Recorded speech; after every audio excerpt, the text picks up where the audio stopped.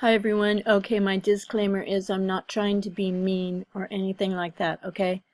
Um, this is just a body language thing about squinting, people who squint, and also body language and voice intonation, okay?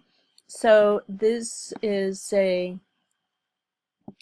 from Futurama. I've never really seen this actually, but they're using the squinty eyes right here, and this is a meme that they started to put into practice, and it's so he's squinting his eyes from the TV show for Futurama, and is typically paired with the overlaid text using a phrasal template.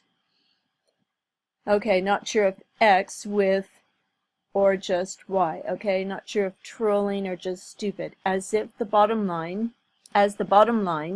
and is used to represent an internal monologue. So there's an internal monologue going on when people squint their eyes. So I just want to bring this to your attention, okay?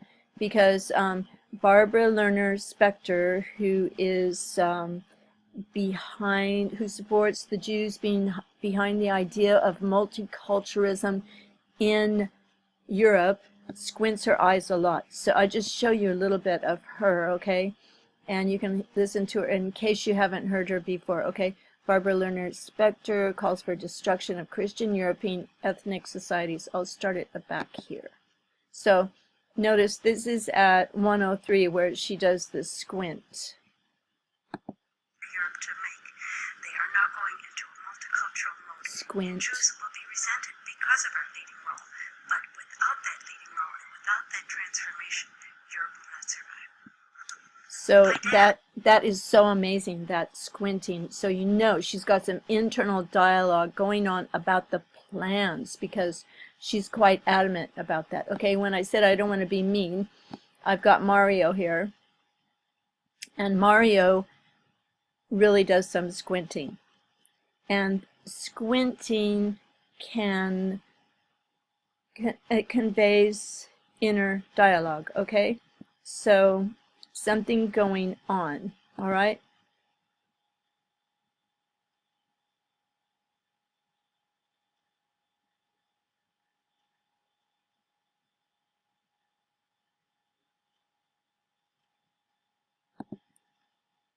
Can't remember where it was exactly, where I just had it, but definitely something going on that is behind the words. People say words all the time, but there is something behind that. There we go.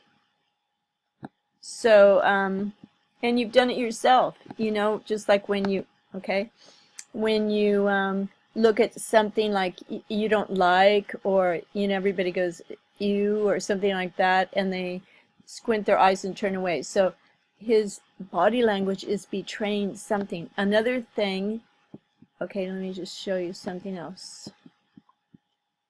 No. Okay, Darren Brown, I don't know if you know Darren Brown, but anyway, Darren Brown, he wrote a book on body language, and Darren Brown is such an expert at body language. He knows how to read micro muscles in a person's face and in their body. So that's why he can absolutely tell when they're lying, you know, and he does all these tricks like he's mind reading. He's not mind reading, he's reading their body language and micro muscles. Okay, so body language, this is a really true field of human decoding, you know. So everything. And I would probably reveal so much to myself. I mean, if you look away, like in an interview, it can mean like all these interpretations. It's not perfect, but you can be shy. I've always been a shy person, and it's not easy to look people in the eye. Okay, so just want to show you this. Beware, okay? Okay, beware the squinty-eyed guy, studying the body language of narrowed eyes. So this is drawing conclusions, this down at the end. Squinting the eyes or not has a profound effect on the perceptions of others. The squinty-eyed guy was not overtly favored in the study, and the effects were seen as more negative than positive. As we understand, squinty eyes are discerning, critical, judging eyes that carry negative attributes and demonstrate negative thought patterns. At times they even indicate pain and are precursors to pain. Well, we all saw the breakdown, you know, that Mario had, which is a little bit sad. So squinty eyes are indications. This may partially explain why the researchers did not find the positive outcome they assumed. However, they did find that squinting eyes were more associated with a short-term mating strategy over a long-term mating strategy, but this may simply be the result of a forced choice. While squinty eyes may boost dominance by reducing neotenous characteristics overall, I don't know that word, it may do more damage than good to the association, as mentioned, with negative rather than positive perceived thoughts. Well, anyway, Mario was rejected, or he had problems with his relationships, and it destroyed his. So anyway, he might, I don't know, but there's something to the squinty eyes, okay? And this guy says, sorry, but this article only reveals stupidity of author. That's why I always say that psychology is modern quackery. By such study, I can prove everything, even opposite pattern. Okay, so take everything, draw your own conclusions, okay? However,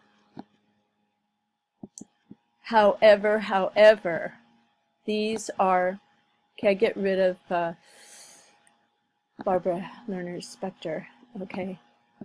But however, another thing that I want to mention, because, you know, one thing about Mario is he has such a powerful influence on younger people, and he has such a huge, almost 400,000 subscribers. I mean, this is a huge responsibility, but I don't agree with the pharmaceuticals, and so I have some doubts myself about this advocacy of taking pharmaceuticals, because, you know, and another thing is that Mario says there's no connection to you know, satanic thing, or, you know, stuff like that, but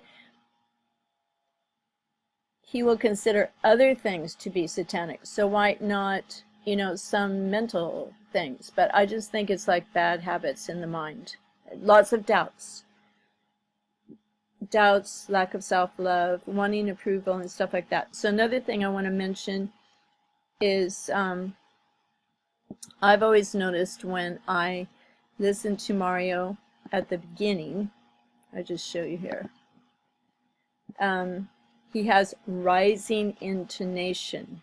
And, you know, people speak like this in Australia, but everything is like a question, and that is, people who do that all the time are seeking approval. It's like, hello, my name is Mario, and, you know, like that. Okay, so just listen for a second. Well, I wanted to go ahead and record this video here to just let you know that I'm going to be back officially, so you can expect some regular content from this channel. And I just want to say a thank you to absolutely everyone who reached out to me. So there's the squint. But if you listen. Hey everyone, I hope you're doing well. I wanted to go ahead and record this video here to just let you know that I'm going to be back officially. So everything is rising intonation. Hope you're doing well. I'll be back officially. And so people who are confident speak with a downward tone and more emphatically.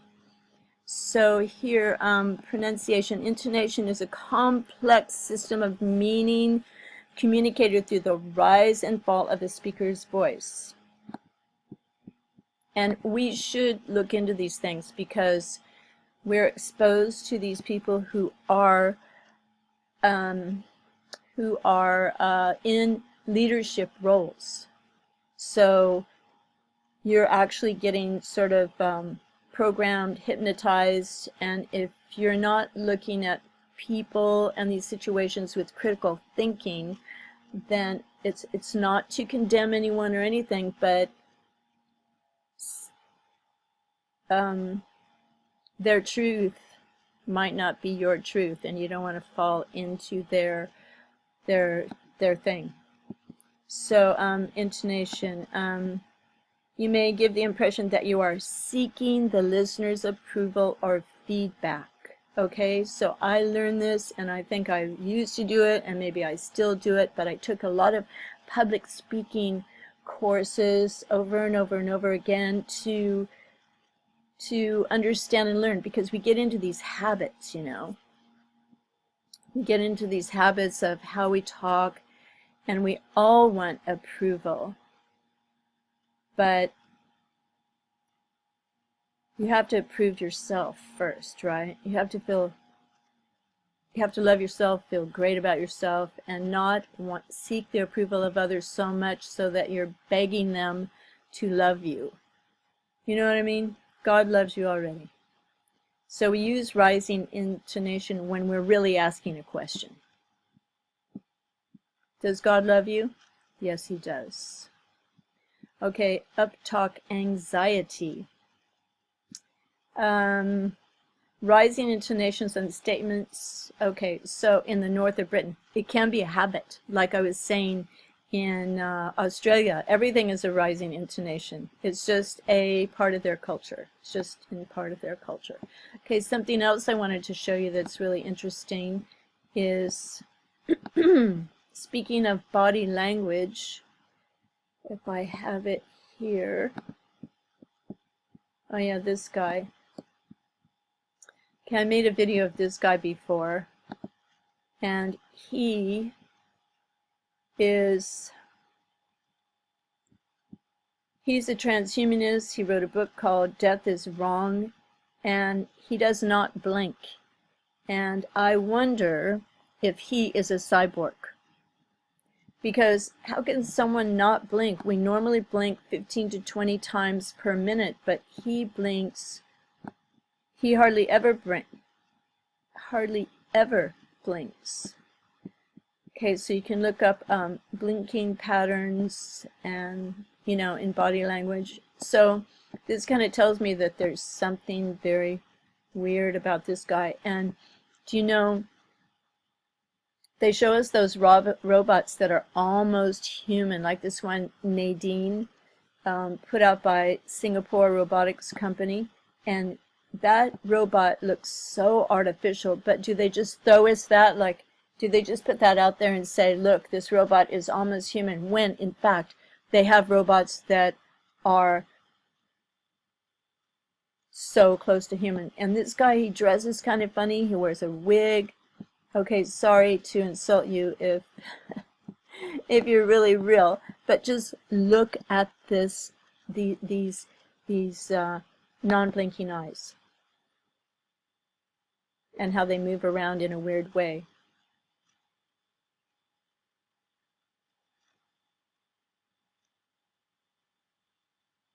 Maybe he's reading his script. And here's what he's talking about. Of the overtly uglier sides of historical fascism, the xenophobia, racism, advocacy of torture and blood guilt, desire to silence political opponents, and incitements to violence against protesters and dissenters. Yet this is precisely what Donald Trump has done, unleashing the long-dormant worst tendencies of American politics. Yeah, I think he's reading, and that's why he might look like that. But I just want to show you this down here also. See, keep watching, and there's no blinks, or barely blinks. So,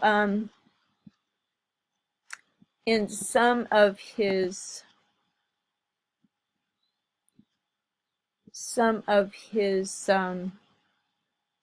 videos. Okay, let me stop this. I just show you something.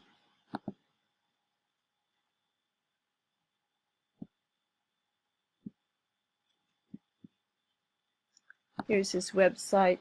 He wrote the book, Death is Wrong. Here's another one. You're not obligated to support Trump. And he refers to himself as Mr. Stolyarov. So don't you think that's strange? He's like from another era, kind of an anachronism. Here's what he has to say. I am disappointed to learn of this, but Donald J. Trump is going to be the Republican Party nominee for U.S. President.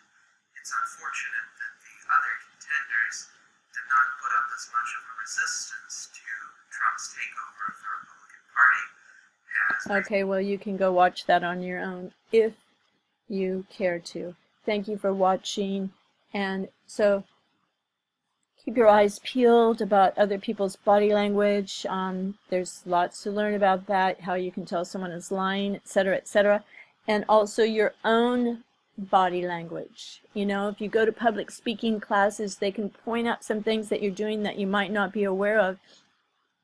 And you can learn to know yourself better and read other people. It's really interesting area to look into. Thanks for watching, everyone.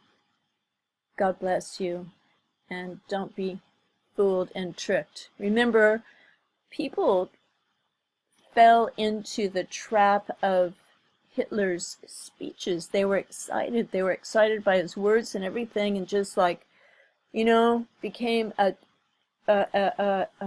follower of Hitler. Can you imagine?